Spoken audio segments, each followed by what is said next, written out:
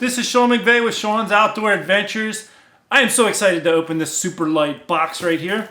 This is a special gift from my friends over at Bee Stinger and Gold Tip. This is the stabilizer, their new one that came out this year. And I have been so much looking forward to receiving this.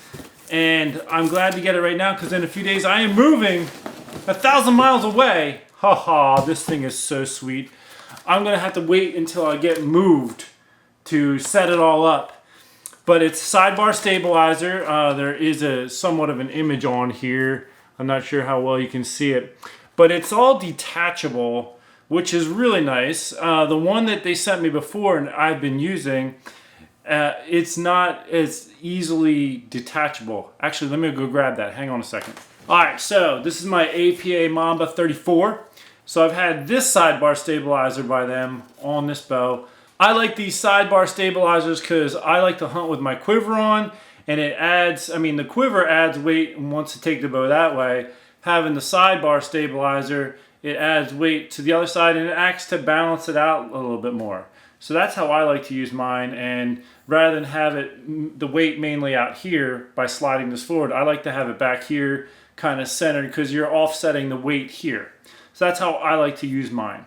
But once it's screwed on, you need an actual Allen wrench to take it back off. And let's say you wanted to put it in a bow case without that on there, you'd have to take it off. With this, it has a quick release. So you can unscrew this quick release right here by hand and take it off the bow. So I'm going to do more videos with that when I get up and running in Iowa.